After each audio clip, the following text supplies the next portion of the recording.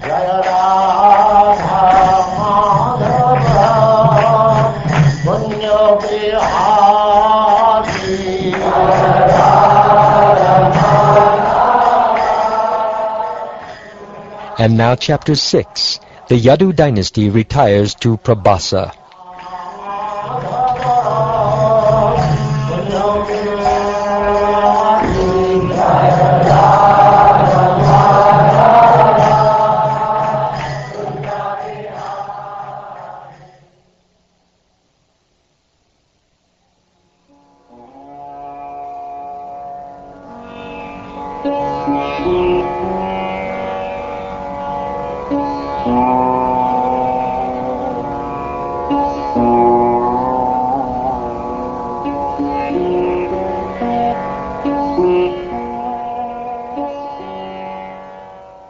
Sri Shukdev Goswami said, Lord Brahma then set off for Dwarka, accompanied by his own sons, as well as by the demigods and the great Prajapatis.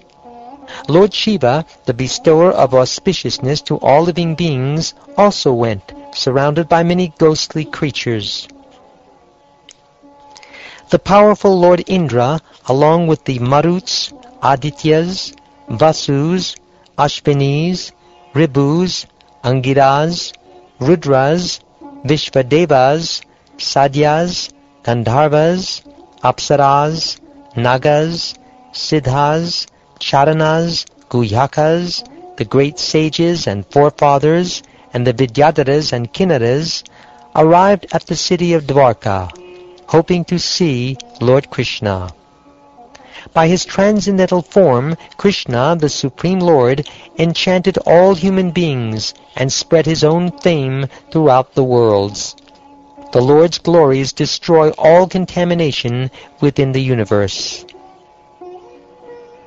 In that resplendent city of Dwarka, rich with all superior opulences, the demigods beheld with unsatiated eyes the wonderful form of Sri Krishna. The demigods covered the Supreme Lord of the universe with flower garlands brought from the gardens of heaven. Then they praised him, the best of the Yadu dynasty, with statements containing charming words and ideas. The demigods began to speak. Our dear Lord, advanced mystic yogis, striving for liberation from the severe bondage of material work, meditate with great devotion upon your lotus feet within their hearts. Dedicating our intelligence, senses, vital air, mind, and power of speech to your lordship, we demigods bow down at your lotus feet. O unconquerable Lord, you engage your illusory energy, composed of three modes, to unleash, maintain, and devastate the inconceivable manifest cosmos, all within your own self. As the supreme superintendent of Maya, you appear to be situated in the interaction of the modes of nature.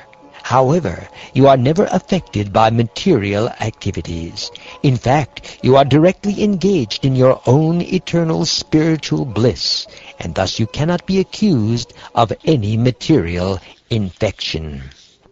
O greatest of all, those whose consciousness is polluted by illusion cannot purify themselves merely by ordinary worship, study of the Vedas, charity, austerity, and ritual activities. Our Lord, those pure souls who have developed a powerful transcendental faith in your glories achieve a purified state of existence that can never be attained by those lacking such faith. Great sages, desiring the highest benefit in life, always cherish your lotus feet within their hearts, which are melted by love for you. Similarly, your self-controlled devotees, desiring to cross beyond the material kingdom of heaven to achieve opulence equal to yours, worship your lotus feet in the morning, at noon, and in the evening. Thus they meditate upon your lordship in your quadruple expansion. Your lotus feet are just like a blazing fire that burns to ashes all the inauspicious desires for material sense gratification. Those about to offer oblations into the fire of sacrifice, in accordance with the Rig, Yajur, and Sama Vedas, meditate on your lotus feet. Similarly, the practitioners of transcendental yoga meditate upon your lotus feet, hoping for knowledge about your divine mystic potency. And the most elevated pure devotees perfectly worship your lotus feet, desiring to cross beyond your illusory potency. O Almighty Lord, you are so kind to your servants that you have accepted the withered flower garland that we have placed on your chest. Since the goddess of fortune makes her abode on your transcendental chest, she will undoubtedly become agitated, like a jealous co-wife, upon seeing our offering also dwelling there. Yet you are so merciful that you neglect your eternal consort Lakshmi and accept our offering as most excellent worship. O merciful Lord, may your lotus feet always act as a blazing fire to consume the inauspicious desires within our hearts. O omnipotent Lord, in your incarnation as Trivikram, you raise your leg like a flagpole to break the shell of the universe, allowing the holy Ganges to flow down like a banner of victory in 3 branches throughout the 3 planetary systems. By 3 mighty steps of your lotus feet, your lordship captured Bali Maharaj, along with his universal kingdom. Your lotus feet inspire fear in the demons by driving them down to hell, and fearlessness among your devotees by elevating them to the perfection of heavenly life. We are sincerely trying to worship you, our Lord. Therefore, may your lotus feet kindly free us from all of our sinful reactions.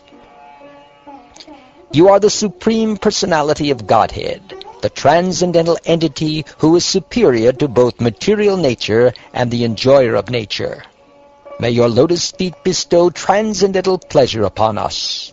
All of the great demigods, beginning with Brahma, are embodied living entities.